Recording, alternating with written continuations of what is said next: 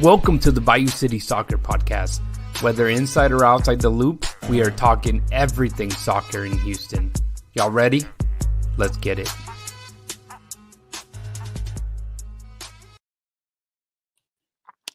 What's up, Houston soccer fans? Welcome to the Bayou City Soccer Podcast. My name is Rui Segura, and I'm alongside Christian Putalias. What's up, man? How you doing?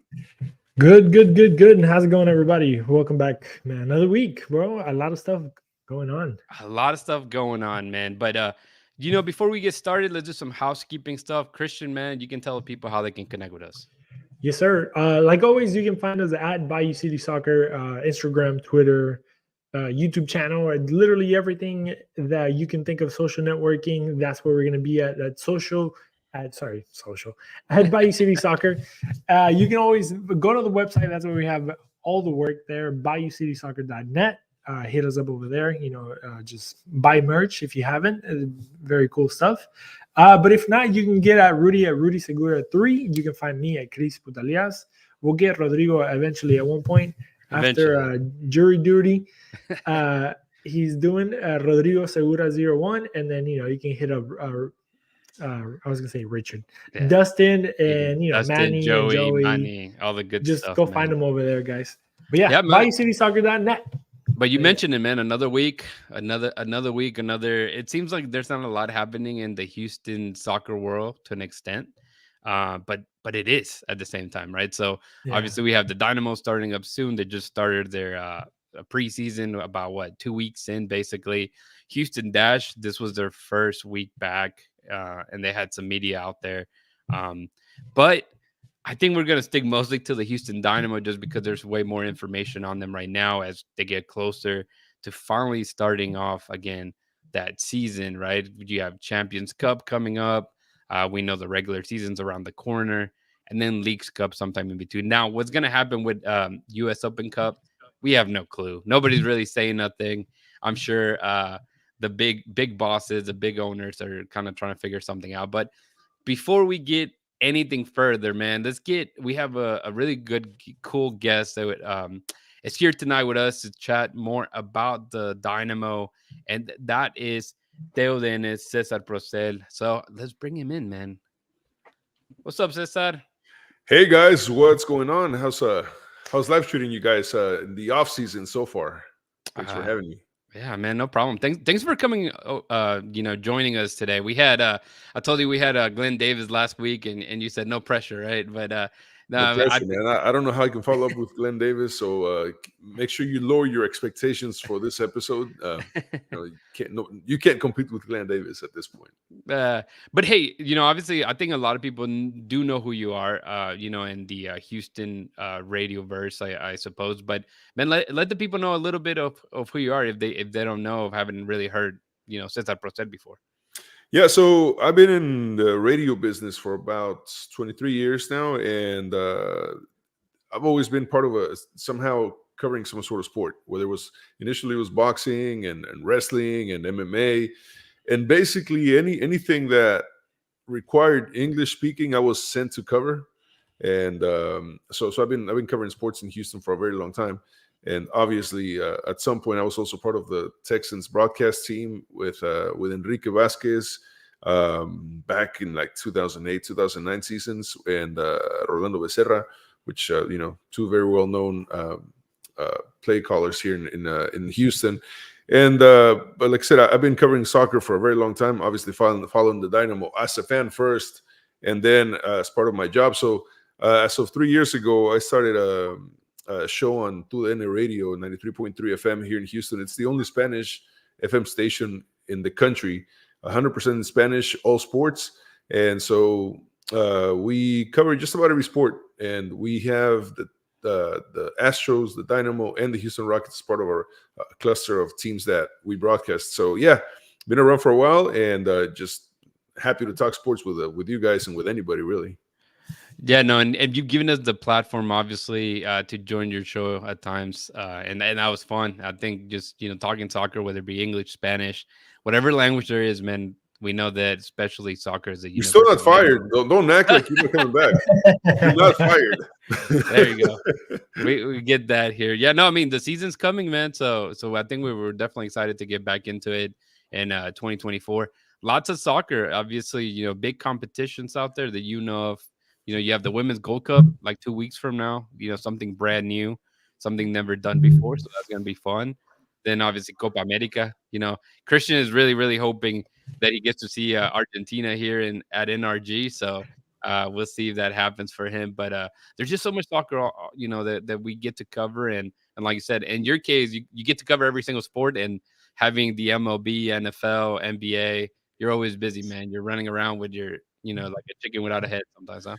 Yeah, and it's one of those things where I have to tone it down a little bit, right? When my wife says, "So, you're having fun, right? You love your job." I'm like, "Yeah, it's very tiring. You got to play it It down a little sucks. bit. You're not supposed to enjoy it that much. Someone has to You're do not it. supposed to enjoy work that much, but man, I can't help it. It's just fun, and I get paid for it. So it's like, Sure. yeah, it's a pretty amazing job, if you want to call it a job. Yeah. Yeah, that's fun, man.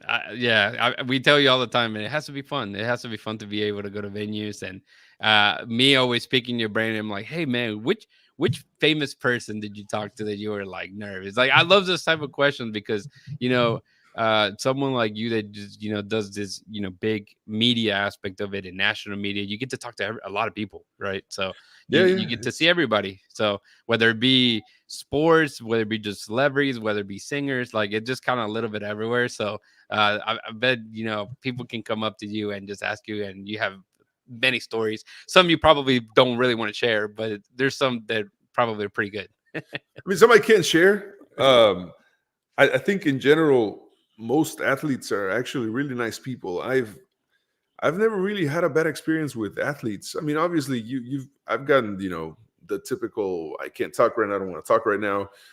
They just lost the game, so they don't feel like talking to the press. And you understand that. You can't take it personal. So I've never really had a bad experience with athletes. I mean, I did have a situation at one point with a Dynamo coach, and I think I told you guys about that one. But other than that, I mean, I haven't really had any type of anything that I can think for. I'm like, man, that was really terrible. So you mentioned the Dynamo. Let's get into it a little bit. Obviously, the expectations were really, really low last season. Going into it. So were they low?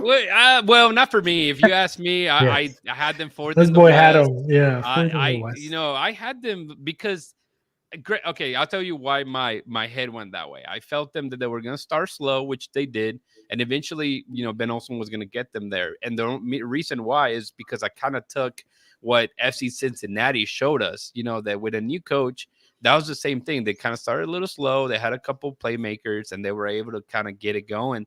And that's what I thought was going to happen. And whether it be a little bit of daydreaming, but it did. That's what we got out of it. And so the big question now is how can they sustain it, right? So it was great, first playoff in what was it, 7 years? I can't even, since 2017. So yeah, 2017, yeah. So I mean, and then even before that, it was 5 years after that. So it's like only basically 2 playoffs in like 10 years. Something that we weren't used to in the beginning with the Houston Dynamo. And like you said, you've been following them, whether now you're working for them and being the voice of the Spanish broadcast. Just kind of your thoughts on that season in general before we get started into what's coming up, man. Well, I think last season was a little bit different. It was Hector Herrera's first full season with a team. So the expectation was a little bit higher than the season prior. Obviously, 2022 was just terrible. We start off with a brand new head coach, his first year as a coach. Didn't really know what we were getting into, and things just were not going well for Paulo Nagamura at that point. Ache comes in the middle of the summer, and things, they changed a little bit, but not enough to get your hopes up high. We still didn't know, who the starting 11 was. That was something that I think Paulo took personal at some point when I asked him. I said, at this point, do you know who your starting 11 is? Because we're in, I think at that point it was July or almost August, and we still didn't have a starting 11. We've had so many different lineups that no one actually knew who was starting any at any given week. So 2022 was a wash. 2023, you know, I expected a little more. I did expect at least to make it to playoffs, and at least for me, in my opinion, going a little past the playoffs was anything after the playoffs was a bonus. You know, having a postseason was just a bonus for Right. the Dynamo fans. Getting to the conference finals, I mean, that was the cherry on top. I don't think anyone expected that, especially with a roster formed with mainly young guys and 17 new players on the team, and guys that we just didn't really know, like Ali, you know, that we weren't sure where he was coming from, or how much he was actually able to do in the front as a striker. And yeah, I mean, Hector Herrera was healthy most of the season, so it was kind of it was a big breath of fresh air. And I think winning the U.S. Open Cup also kind of helped, give the fans a little more than just expectations. I think now the bar is raised for the season, as far as what to expect from the team. Whether it's winning the U.S. Open Cup again or even making it to the conference finals, the bar's been raised. So at this point, the fans should expect a little more from the team, a lot more than they did at the beginning of last season, for sure. Yeah, no, I agree with you. I was trying to see if Christian had seen my message, but clearly he didn't. But Nope. but hey, so going into the season, a big, something big, I guess that helped 2023 was, like you mentioned, Achi being healthy, being ready, having a full off season, and we get the really bad news that guy's injured. Right, he went back to Europe. Um, I think that drastically changes how we maybe go into the season. I would believe. I mean, in my head, one of the big, or what I thought was going to be beneficial again was just him being healthy, him be able to get 10 plus assists. Like if he had those numbers and he played, 30 out of 34 games per se, the Dynamo were going to go to the playoffs. Now, even though he's gonna miss the preseason, the team is right now in Guadalajara training. We're gonna find out, I believe, tomorrow who exactly they're gonna scrimmage and the matches that are gonna take place. But Well, how they're gonna scrimmage with Leones Negros, okay, Estudiantes Tecos, and some version of Chivas. I'm not sure like the which version of U23 Chivas. or something, Tapatio or somebody Yeah, like maybe that. Tapatio. Yeah, actually, yeah, you're right. Chivas Tapatio. They're gonna scrimmage with them, and like I said, Tecos and Leones Negros. Which Okay, Leones Negros seems to be like the go-to team in Mexico for scrimmage against other teams. That everybody seems to play them.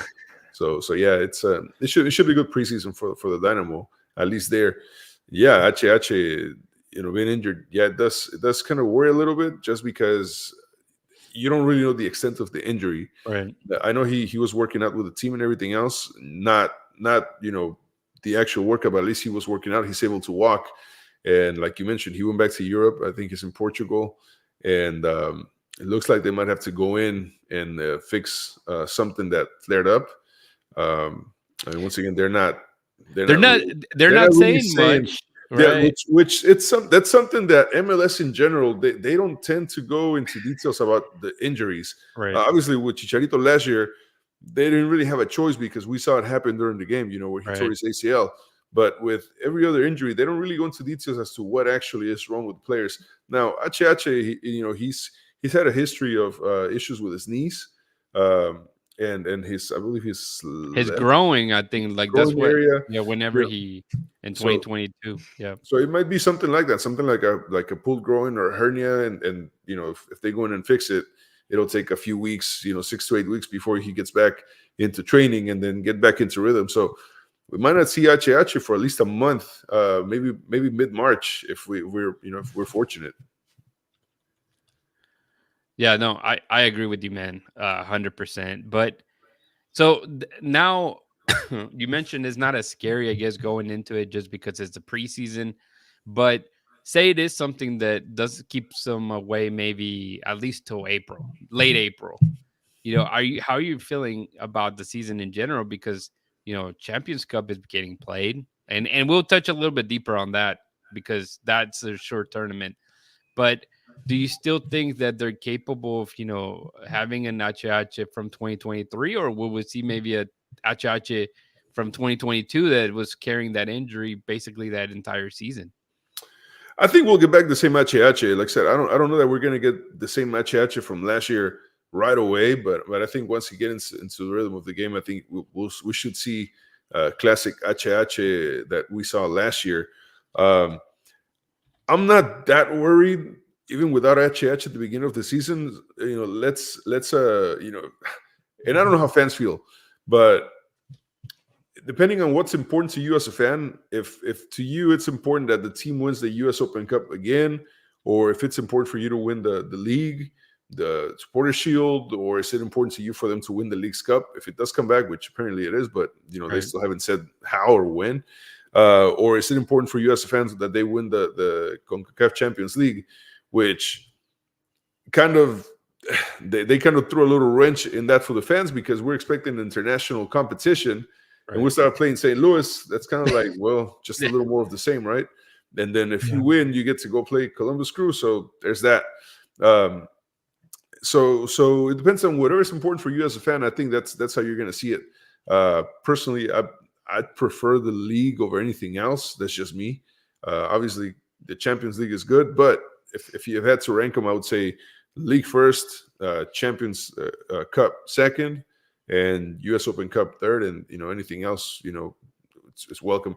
I'm not sure how you feel about League's Cup, but I really don't care if Dynamo win the League's Cup or not. That's not. I don't feel like it's. I know they want to make it important because of who won it last year, but I don't think it's that important yet. We definitely we want to dig a little bit on that one for sure. But Chris, man, if you want to talk about Champions Cup. Yeah, let's get into that because I mean, it's interesting to me what you said about you have the league higher than the Champions Cup. It's usually, teams or not teams, but like people have an international title probably higher than a domestic title. But kind of looking into the bracket, and before we kind of get into the bracket, I just want to hear your reasoning behind that because that caught my attention. Well, mainly because I think most of the fans have not seen the Dynamo play in an international cup, which, like I said, it's usually interesting, but I think winning a domestic competition right now would be better for the team as far as attracting fans. Now, depending on who you're playing against, like I said, in this case, if Dynamo beats St. Louis and they go play against Columbus Crew, it's just going to feel like more MLS games, just extra games, right? And if something happens during this competition and some of the starting lineup or a starting player gets injured because of the international competition, then we're going to hold it against them. And so I feel like as a fan, I would rather the Dynamo focus on the league. And yeah, I mean, I'm not saying, throw away the Champions Cup, but if they had to choose a priority, I would say prioritize the league over the Champions Cup. At least that's just me. And honestly, I mean, it's CONCACAF. It's CONCACAF. I mean, I'm sorry. Hey, some people really take that serious. Okay, you have like people like America, Cruz Azul, Pachuca, like all these teams that do they? I don't know that they take it that serious. I mean, well, I think you can ask anyone and say, yeah, it's like CONCACAF. It's like, it's CONCACAF. Like if it was CONMEBOL, I mean, different story. UEFA, different story. I mean, CONCACAF is probably, I mean, I'm sure people in Europe feel the same way about the Asian Champions League. You know what I mean? Yeah. I can see that. And getting into the bracket a little bit like deeper into it, right? We have St. Louis coming up first. It's probably going to be the first games that we get to play this year. It is. I don't play, right? I think, yeah. But just kind of getting into that game. How do you see it panning out? With obviously with the news of no Achache, with the news of no Caicedo, two guys that maybe if Achache wasn't there, maybe a second option would have been Caicedo. He played a really good season last year, in my opinion, and I think given that depth that he was giving, was a good person to have coming off the bench when you needed to close down games and stuff like that. But now you don't have any of them. So you kind of have to tweak, how you're going to play. So I guess two questions in one. How do you see this panning out? And how would you go into this game, maybe a starting 11? Starting 11 is going to be tough. I think that's all going to depend on what we see Ben Olsen doing the preseason against Orlando. I think that's going to be the first real idea for everyone as to what's going to happen with the starting lineup. I think Coco Carrasquilla might be an important piece to keep in mind, and maybe he might be playing a little more offensive this time around just because of HH and Caicedo not being there and relying a lot on Artur. Now, looking at the bracket, if I'm not mistaken, I'm not sure who Tigres is playing, but I think it would be basically there it is right there. So Yep. so if I think St. Louis is beatable. I mean, we saw it. They just kind of they fell apart against Kansas City at the end of the season. So I think they're beatable. So I can't see the Houston Dynamo advancing. Columbus is going to be a tough one, and then I think Tigres is going to take their bracket. So I could see the quarterfinals being Dynamo Tigres, which would make for a really interesting game. I think if they can get that far, I mean, that's a successful tournament altogether. You're already, beating St. Louis, one of the best team in the West last year, and then obviously Columbus, the champions. And then if you can get to Tigres, and Tigres has a tendency to always knock out the Dynamo. They did back in 2018, if I'm not mistaken. So, well, Tigres is it's a super team. I mean, honestly, Tigres is a super team in CONCACAF. I don't, there aren't that many teams that have the kind of depth that Tigres and America have. I mean, these guys have 2 or 3 players on that could be started on the starting lineup in any given team on any given day in any position. So no, Tigres' depth is definitely something we got to look into. And obviously, they have people like Nahuel Guzman with all the experience in the world. So I think if Dynamo make it to the quarterfinals against Tigres, it'll be for a good matchup. And hopefully by then, we have a fuller team with HH back being healthy and everything else. But I mean, at this point, I think anything's doable. I mean, we saw a Dynamo that we didn't have, like I said, a lot of expectations on last year, and look how far they got. So I wouldn't count them out. Even with HH out for however many weeks, I wouldn't count them out, and I could see them advancing, deep into the CONCACAF Champions Cup. And obviously, one big thing is where the goals are going to come from, right? We saw Thor leave, Corey Barrett's gone, and now we get the return of the infamous Mr. Sebastian Ferreira, who had a terrible year. I think he hasn't scored since October of 2022. It's been a while since he got a goal in. So, I mean, I honestly, I feel like Sebas kind of got the crappy end of the stick, in different aspects. His first season, he scored 13 goals, which is not bad for a first time player in a DP position coming into a team that had no, no structure. It had no structure. Literally had no structure. No identity. Like you said, identity, no style of play. 30-something games, 37 starting lineups. Yeah, exactly. And he did what he could and still scored that many goals. I feel like he deserved a better shot. Obviously, he had his differences with the coach and the expectations of the coach. He gets into Vasco da Gama, which is not exactly, a contender in Brazil. Anyways, they almost went into relegation. So I think he's just had a bad set of cards played against him. Now, I've seen him in practice this season, and he seems like in a lot better shape than he was last year at the beginning of the season. So I think he's definitely going to be in the starting lineup. And I think he's going to be a good surprise for us. I think Sebas is going to come through for the team, just like he did in the first year. So I do expect a lot better from Sebas this time around. It seems to me like any differences have already been kind of put aside with the coaching and everything. So I do expect Sebastian to be a big reason for the Dynamo making it past at least a couple of either quarterfinals or semifinals on Champions League and even into the season. So let me ask you this follow-up question. How do you feel about Aliou? Because in our little group chat, right, we're not that we're divided, but I wouldn't talk Spanish, but I'm always like the contrarian. And here I was worried I was going to be the one having trouble with English. Huh? I'm so used to speaking Spanish with you, so I'm like, yeah, I'm trying to keep it together. But yeah, so most of the guys, they want Aliou to star. I even had Thor in front of Aliou, in my personal opinion, right? And now I'm basically riding with Sebas. I think Sebas kind of in the same way that you're saying. I think he comes in fitter. He has something to prove. His contract is not coming to an end yet, but I mean, he's at a point in his career that is basically make it or break it. This is going to be a dictating season for him to, continue a career in soccer in a way, or try to be more successful, or literally just kind of go back to Paraguay and die off, in like over there basically. But yeah, I mean that's the way that I see it, right? Maybe I'm a little bit too like critical or whatever, or just me hago la historia. But what do you think about this Aliu, Sebas? Who would you go with? The younger guy, not a lot of experience. Sebas, he's not old, but he's an older guy with a little bit more experience, more play. Two different styles too. I think I would personally go with Sebas. I would put him as my starting lineup, and the starting line no matter what. I think Sebas is the way to go. Like I said, maybe Coach Olsen has a different idea.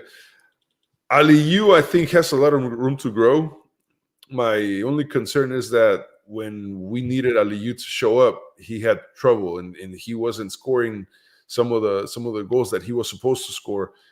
He missed out on some opportunities that like right in front of goal, 6 inches away, man. Yeah, like he missed stuff that some strikers, as a striker, you just can't miss those, and he didn't come through in clutch moments. So that would concern me if they used as the starter. Like I said, not to say he won't find his groove, but as of right now, I would say Sebas, Aliu, and whoever else. But definitely Sebas. I mean, like I said, Aliu, I think he just has a lot of room to grow. I don't know that he'd be at least not in start. I would put him in the starting lineup, at least not for the league or for the Champions Cup. I would maybe give him a chance to be the starter for the U.S. Open Cup. Like I said, even last year, everyone knows that U.S. Open Cup was not a priority for most teams until Inter Miami came into the picture, and suddenly it's like the most important tournament in the world, right? But yeah, I would definitely use him on the starting lineup for the U.S. Open Cup and not for the league. So obviously you mentioned, obviously we all believe that if the Dynamo can make it in the Champions Cup 2 against Tigres, that'd be a successful season altogether. So what about when we take into account now the actual whether they make playoffs, whether the expectation, you mentioned that a little bit, Cesar, about just the expectation. It all depends on the fans for sure, right? But I think the expectation, it has to be higher in Ben Olsen and his team now, going into 2024. Yeah, so to touch on both points, I don't think it'd be. I think losing to Tigres in the quarterfinals would not be a success. I think that would be the first failure of the season. I feel like the Leagues Cup showed us that the Mexican teams are beatable regardless of who they have in the roster. So no, I think I think it'll be actually more of a failure to lose to Tigres than it would be to lose to someone like Columbus Crew, just because they're the champions and we know what kind of team they have. So no, I think if Dynamo make it past Columbus, then the expectation should be the finals or better. I think that's where the bar should be set. The team has showed that we can beat teams in tournament style competitions like we did last year, and there's no reason why we shouldn't expect the same. As far as the league, yeah, be patient at the beginning of the season. It's a long season, so be patient the first few weeks of the season, but not too patient, because keep in mind the first 4 games are at home. And those are historically, at least last season, those are games that the team was winning. So we should expect them to have good results at home, and then going into the road, you can be a little more lenient. But I think the bar set way too high for the season to expect them to not show up at the first half of the season.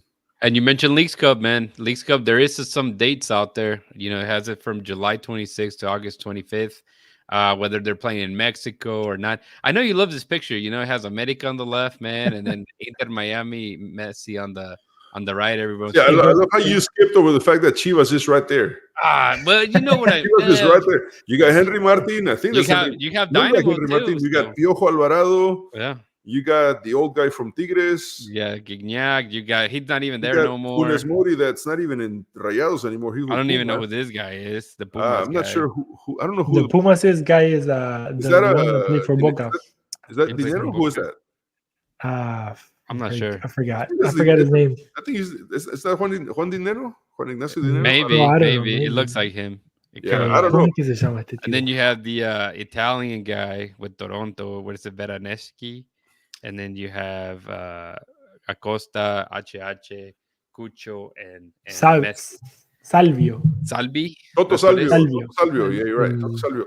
But yeah, so now Funes Mori is with Pumas, and like I said, you got the old guy from Tigres, the French guy, Guignac, Piojo Alvarado.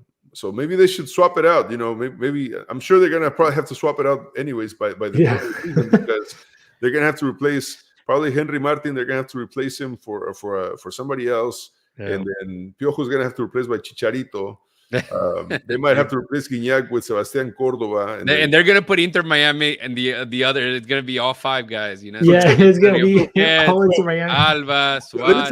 me tell you. I'm glad you brought up this graphic. Let me tell you what's so great about this graphic. Now that we're talking about changing it, America, they might have to swap out Henry Martin. He can stay. He's still one of the top scorers in the league. He can probably stay in the graphic. For Chivas, they're going to have to put Chicharito's image on there. For sure. For Tigres, they might have to swap out for Sebastián Córdoba. Guignac can probably stay. Or they can go with the other guy. Marcelo, what is it? Marcelo Flores? Marcelo Flores. No, the other guy they just got his name will come to me in a minute. Okay. And then for Rayados, they're going to have to replace him with Brandon Vázquez. Yeah. And then for Pumas, nobody cares. But what I'm saying is MLS is now reinforcing Liga MX, right, where last year before Leagues Cup, everybody was kind of like just dismissing the MLS altogether, and now you got big teams looking into players that got formed in MLS or come from MLS, and now they're the references for them. I mean, Brandon Vázquez, right? Golazos from this past weekend. That's just a lot. So I think Liga MX might be taking this Leagues Cup a little more serious this time around. Yeah, and so I was just gonna ask you in general. So you're not a big fan of it, Leagues Cup? I enjoyed it. Okay. I enjoyed it thoroughly. I like the fact that there is a game every day. You know, that was like the best part of the tournament, because you would get home and you could turn the TV and have a game or two pretty much every day for that whole month. So it was basically like a World Cup, right?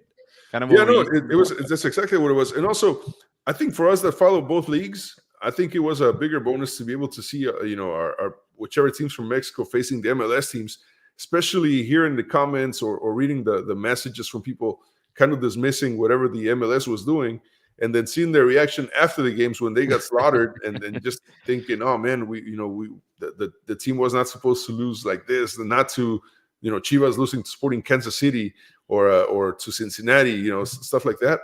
I think that kind of opened everybody's eyes into MLS actually not just growing up, but actually MLS has grown. Like, the ideas of the past and those old ideas, a lot of the guys on that are expert sportscasters told you about Liga MLS.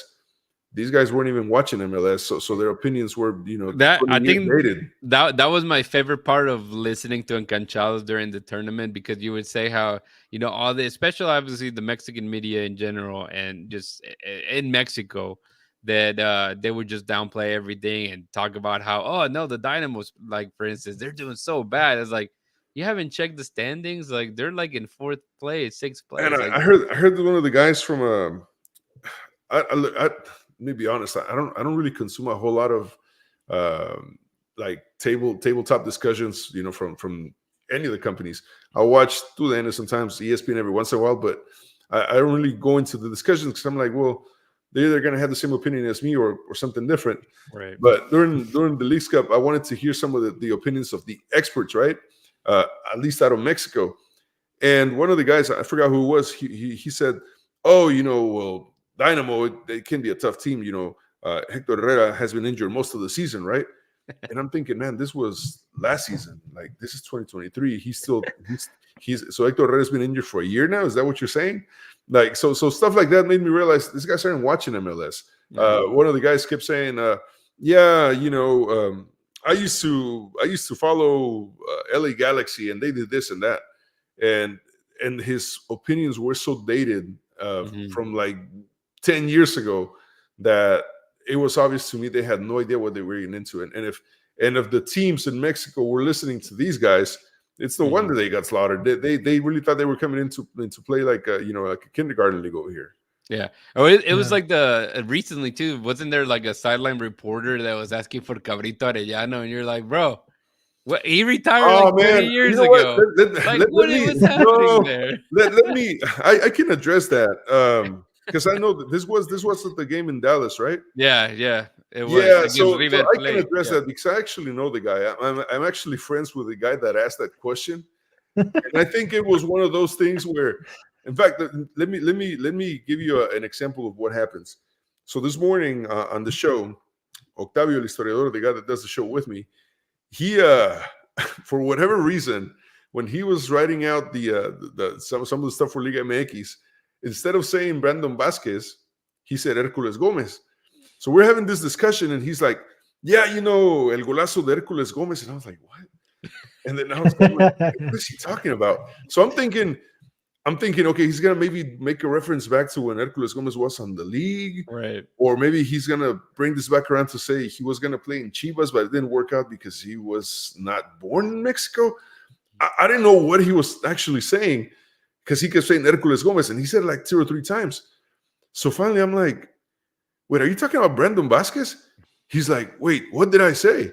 And I said, Hércules Gómez. He says, "Oh, dude, yeah, no, I meant Brandon Vasquez." Yeah. He goes, for whatever reason, I just kept thinking Hércules Gómez.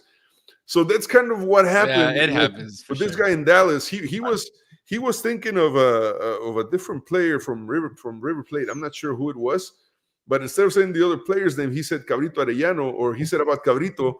So everybody looked at him like what an idiot, and he was embarrassed. He was embarrassed, like this. Because he said it multiple times. I think that was what was more funny about it. Yeah, and, it happens, man. I mean, that's the thing. If you don't ask questions, you won't mess up, right? Like that's true. It happens. True. It happens. I'm not, I wouldn't lean into a guy like that just because I know, I'm sure it's happened to me. I've been in events where we're in the stage in San Antonio, for instance, and one of the coworkers says, "How's it going, Houston?" And it's like crickets. And they're like, "Oh, hey, we're in San Antonio." Wrong city, bro. So it happens, man. It happens to the best of us, and it's just one of those. It's part of the job. You just got to roll with the punches and suck it up and keep going. And obviously, you mentioned Brandon Vasquez. I was about to say Hércules Gómez, but there you go. It happened. So let's talk a little bit about those MLS players that make the jump to the Liga MX now. Obviously, everybody knows who this guy is. Nobody really recognizes him. But before we get to that, I want to ask you a question. It's similar to this, right? But because obviously the discussion is like, is the MLS? Well, I think we come to a point that I think they're pretty much even, right? Leagues Cup obviously was part of that you can see that the teams are maybe a little bit closer. I think the MLS always was being looked down from Liga MX for the longest, and I think now like Liga MX people, they're like, well, maybe they're not that bad, right? And now it feels like they're a little bit even. So the discussion, and even like Glenn Davis was also talking about how some people talk about Brandon Vasquez going to the Mexican League being like a maybe like a side move or maybe like a low move. I don't know. What do you think about that? Like, for these guys to, like, Kate Cowell is he's supposed to be one of the Americans from the future, going into La Selección, going into the men's national team, and, the next new star for the Americans. He's Mexican, for sure. Yeah, for sure, right? Look at that hair. He wears botas and a hat. There you go. That's all you need. But then, he ends up going to Chivas, who, Chivas, obviously legendary club in Mexico, but is it the most important club in North America? That's how you gotta say it. Facts. Well, I have the only team to beat Boca, I think. And then, like, if you say River Plate, the most important club in South America, same thing. That's not factually correct. That's one of those what your friend did, confuse the names. Yeah. But it's okay. No, but yeah, that's my question. How do you see that move? Is it a lateral move? Is it a upwards move? Is it a downward move? So it's a tough one. 2 different situations. Kate Cowell, I'll start off with him. He's a lot younger, so he has a lot more room to grow. how old is he? He's 20, He's like 22, 22, I think. 22, Yeah, 21, 23. I don't know. yeah, he's But young. even if he stays in Chivas for 2 or 3 years and his level is good enough, there's still a solid chance for him to move on to the leagues in Europe. Yeah, Whether it's Yeah. PSV. Spain, Portugal, Germany, anywhere. In Yeah. Brandon Vasquez, his situation is a little different. he's He's a 20 little years older. old, by He's the way. 27 or 28. Yeah, So I think he signed for 2 years plus an option year in Monterrey. Um, Look, there's no shame in getting the bag, right? If you want yeah. to get paid, by all means, I respect it. But if his expectations are or were to go to Europe, I think going to Monterrey is going to be a step down for him, not because it's the Mexican league or anything else, but I think he was either better off staying in MLS or just switching teams in MLS, um, or going to a lower tier league in Europe. When by the time he finishes with Monterrey, I'm not sure that any team in Europe is going to pick him up. Hmm. So like who's going to pick up a almost 30-year-old player from the Mexican league? They wouldn't pick him up at 23 years old, much less at 30, right? So Yeah. so I really hope I'm wrong, and I hope Brandon gets a chance to go to Europe at some point. I think he has the qualities to potentially be a superstar. But going to Monterrey, especially for long term, I think he'll become a big superstar in Mexico. But if he's expecting to go to Europe, I think going to Monterrey first, especially with the cost of players coming out of the north part of Mexico, Monterrey, Tigres, the European teams aren't going to pay that. They're going to be like, well, why am I going to pay $10 million for a 30-year-old Mexican player when I can go to Argentina and pick up 5 players that are probably just as good or half as good, but they're younger and they have room And to you grow. just need one of those guys to pan out, Just for a one of the million. guys works out, you got another superstar, right? So Yeah. so I think that's my take on that. Like I said, I don't hate if he just wants to get the bag, go for it by all means. I think the interesting part on specifically like Brandon Vasquez and Cade Cowell, obviously Cade Cowell was called up to the January U.S. national team camp, but will these guys get a called up? Obviously, Brandon Vasquez, scored what 2 goals in He 3 should. games, Mhm. and he scored that really crazy header Weekend. so this weekend. So you know, will they call players like him? That's going to be really the big question because, and this following, the Mexican national team says that like for a long time, MLS was like, what the hell kind of league is that? We don't take any of our players, and it was very, very rare to see a Mexican, national team player that played in the U.S. get called up, and so I mean, that's they're going going to to be switch it interesting. up. It's I think the Tata Martino effect is still hurting the Mexican national team. Mm. Tata Martino had every chance to get Brandon Vasquez on the team. He never did. Yeah.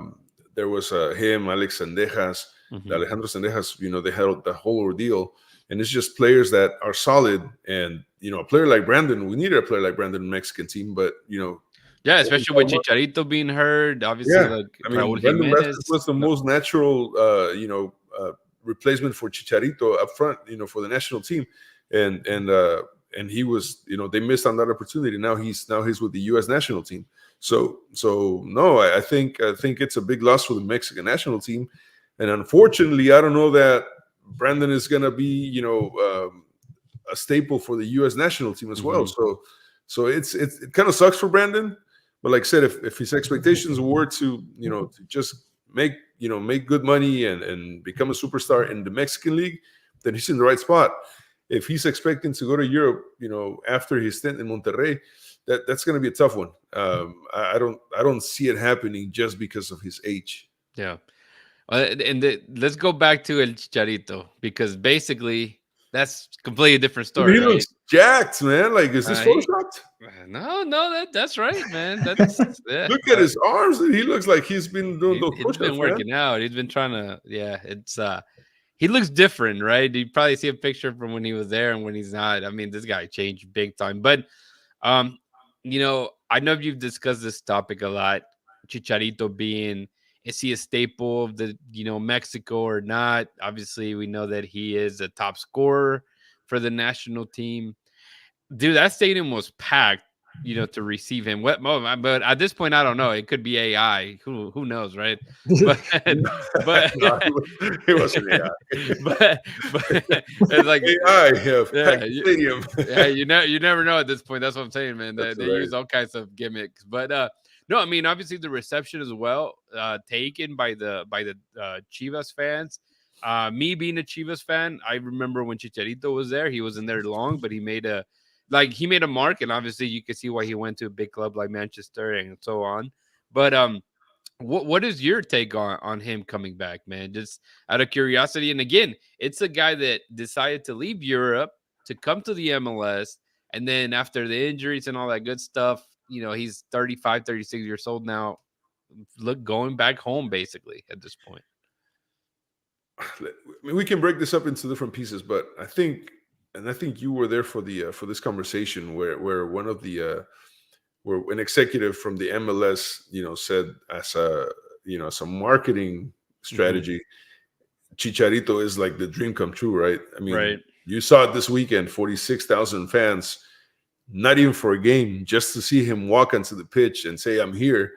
That tells you all you need to know as far as the marketing part goes and how much of a success it would have been with any team.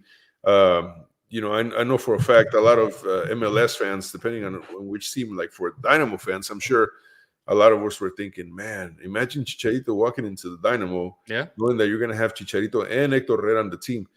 That would have been a marketing dream come true as well for the team. If you wanted to put, butts in seats, that was the way, right? As far as him going to Chivas, one of the things that a lot of Chivas fans always argue, and even Mexican national team fans always argue and expect, is that the players that wear the shirt, that put on the colors, put on the jersey, that they actually feel the love and the passion for the team. It doesn't get much better than Chicharito, a guy that grew up with Chivas, whose dad and grandfather played for the team. So his love for the team is there, and he left Chivas at a young age, went and became successful out in Europe, made a name for himself. Everyone knows Chicharito. That there's not one other player from Mexico right now that is just as known in just about every country like Chicharito is. And this is all just on name. Now, the whole what is done on the field and the goals he scored and whether they were like just friendlies or however he scored them, that's a whole different discussion. When you mention Chicharito's name to anyone, the comparisons aren't even to other Mexican players. They bring up the discussion. They bring up Messi. They bring up Cristiano Ronaldo. They bring up big names from elite leagues. And there aren't any other Mexican players that you can talk about that get compared in any way, shape, or form to these players like Chicharito does. The other day, just to be real petty, because sometimes I get petty like that, I said, you have CH14, you have CR7. Tell me one more player that's known by his initials and the last name. Tom Brady, TV10 or TV whatever. TV12, yeah. I mean, even TV12, there's no LM10. Yeah. Sorry. R9, only R9 I can think of. For there's no, even Leon, there's only Chicharito and CR7. I mean, who else? Like CR7, Cristiano Ronaldo. And so when you put a player like this in discussions for whatever reason, that raises a lot of raises a lot of eyebrows. And once again, this is not comparing the game. I'm not in any way, shape, or form saying Chicharito is just as good or even half as good as Cristiano or Messi or Ronaldinho or anybody else. All I'm saying is the level of popularity that Chicharito has with the Chivas fans is just as high as any other idol anywhere in Europe. Yeah, Dago said HH16, HH16. There you go, man. I haven't seen that one yet. We haven't seen it, but man, we can make it happen. Maybe Dago can start a new trend on Twitter, There you go. HH16. Let's start doing that. And I think it's but no, I think you're right, because the step of Chivas at the time, especially when Chicharito was there, it was big, right? They were always contending for titles, they were winning titles, they're just doing well in tournaments. Then he goes to Manchester United, and right now you look at Manchester United and they're just like a mess, right? In general, Manchester United by far has to be a top 3 team in the world. It just their brand it's everywhere, right? I mean, they went to Asia, they did all this stuff with, especially if you guys watched like the David Beckham documentary and all that. Like, I mean, Manchester United again, it's not what it is right now because it's taken a step back after Sir Alex Ferguson, which that's Sir Alex Ferguson was the guy that brought Chicharito. He always is gonna say how he found Chicharito. Like every interview that I've seen right now, actually one that he was congratulating Chicharito on going back to Chivas. He made a statement saying like, "I found you," And so my point is that helps you. And then he went to Real Madrid, another big place. Who's done that in Mexico? Maybe Hugo Sanchez, obviously playing in some top teams, but he didn't have a big effect with the national team like everybody else saw.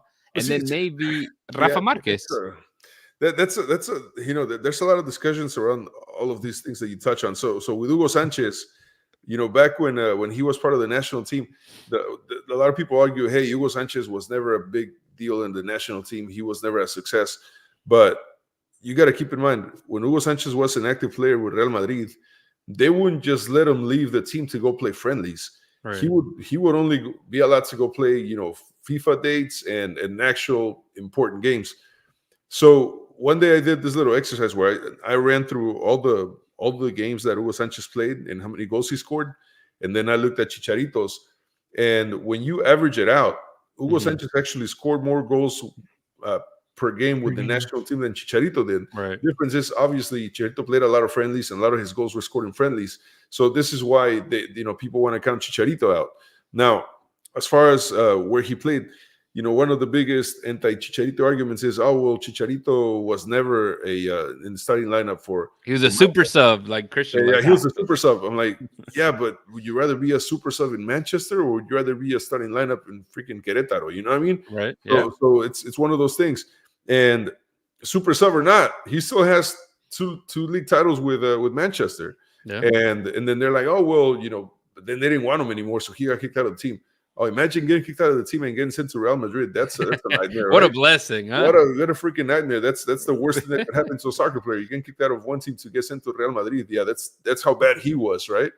So no, I mean, no matter how you look at it, Chicharito had, I think the dream career that any soccer player would wish they had. Yeah, for sure. I agree. So the greatest Mexican player ever? No, Hugo Sanchez is the greatest Mexican player. Yeah. I don't even think Chicharito, if he just keep it in the Mexican level, I don't even think Chicharito makes the top 10. Wow. Just because most of his career wasn't even in Mexico. Carlos Vela, one of the greatest Mexican players ever, not to play in Mexico. So no, I think it's Hugo Sanchez. I think it's Rafa Marquez. Because who knows where Vela's gonna go. I think he's gonna come back to LAFC.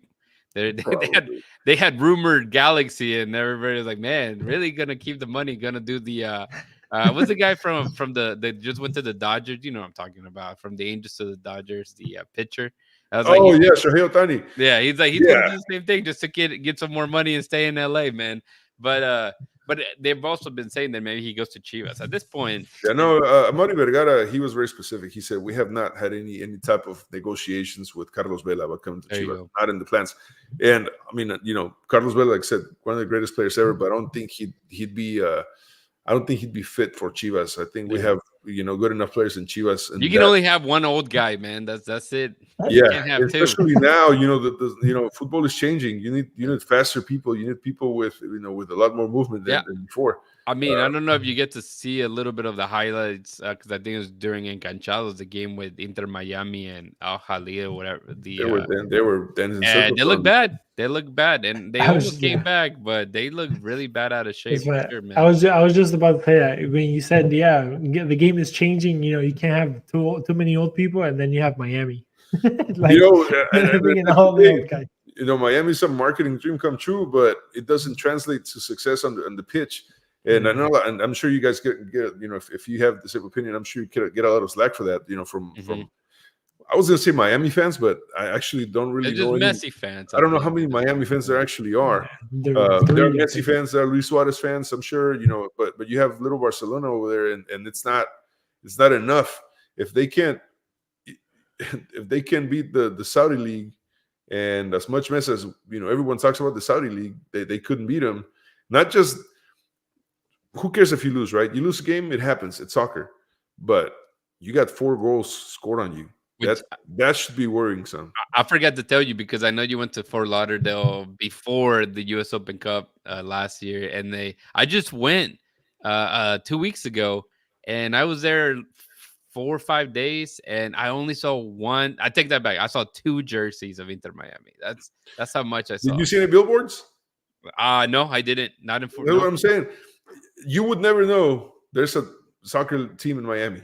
Yeah. I mean, you seriously would know. There's nothing that says Inter Miami, and they swear that they're a soccer town, but you just don't see it. I will say they mentioned it at the airport. That's one thing that they did. Like, you can come and see Messi play at Fort. Oh, that must be brand new. No. That was like I said, that was a week and a half ago. So that's but the it's only mostly thing. like it's mostly like marketing for the outside for people to go to Miami, right? For like, sure, for sure. If you live in Miami, then we ain't got to cater to you. You're already here. See, that's a big problem. Let me tell you why. New York City FC, they when they started the team, they started catering towards tourists to be their fan base. So what happens is these tourists leave. They don't stay in the city, and now they've been struggling for years. Trying to get people in the seats again because they never marketed to their actual fan base. And New York, I mean, there's a ton of Mexican people in New York. There's a ton of Hispanics in general that would probably be glad to go see a soccer game, but they never marketed to them. And hopefully this doesn't happen with Miami. Maybe they learned their lesson, and maybe this whole thing with Messi, they know they have a plan for when Messi leaves, and then somehow they can keep the fan base. But man, you raise the bar so high with those type of players. What do you do after that? Who do you get after Messi? Yeah, that's true. That's true. Well, Cesar, thank you again for joining us, man. We're wrapping up, and I love the whole marketing talk. And I told Christian that I had a perfect thing to kind of end it with, but Messi or Taylor Swift, man, what are we doing here? What's really getting the marketing going? I mean, NFL, it's catching in on this.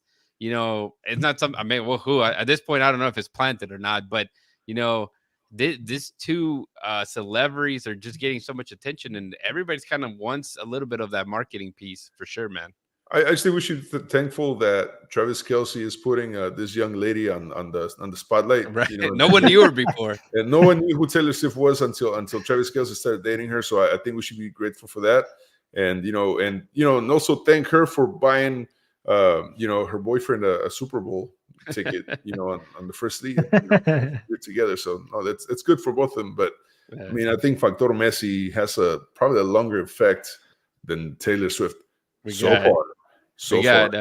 Edgar Belize said Taylor Swift for sure. That's the biggest marketing staple, man. But let's go with this question. Obviously, there's one is a celebrity, one of them is a soccer player, the best in the world that keeps getting gifts and so forth. And then you have Messi, right? No, right. And when you get awards, and Messi, but. If there was a celebrity, let's just throw it out there. If there's a celebrity the MLS would want that is not a soccer player, who would it be at this point, you think? If a celebrity that I would want to be, I mean, Kim Kardashian made it out to the Messi game, and she's kind of gets big, something that would transcend. So, who would it be?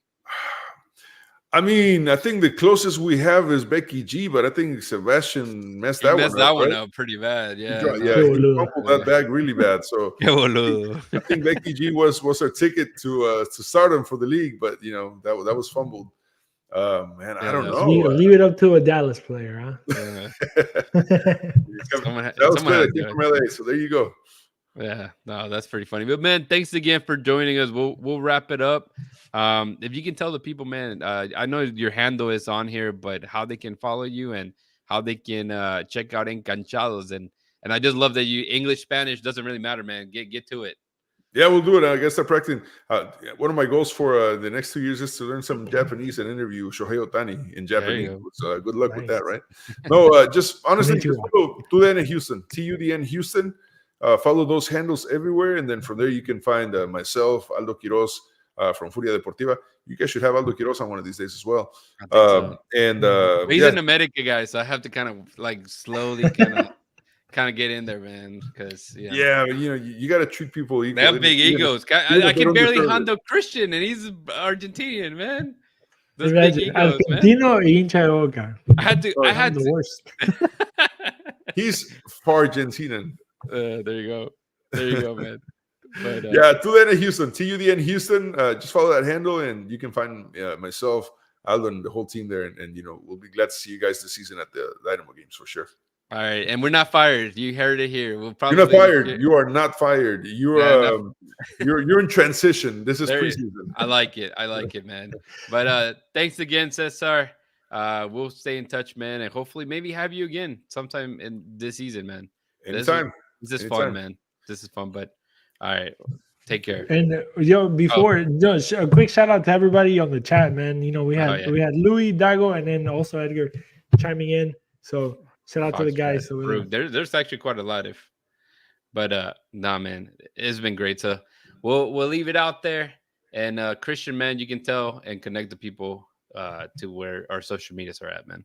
Yeah, you can always find us out at Bayou City Soccer. Go to Instagram, Twitter, even Facebook. We can check us out there. And also go to the website at BayouCitySoccer.net. You can check everything that we do. All the work, we just got a little schedule going today. So be expecting of a bunch of content coming this new year. We have a really good team behind us. And Bayou City Soccer, man, this year is going to be popping. It's going to be vibing. I wish Rodrigo's was here so he can go ahead and close out the show. But, man, y'all hold it down and keep it forever orange, guys. Yes, sir.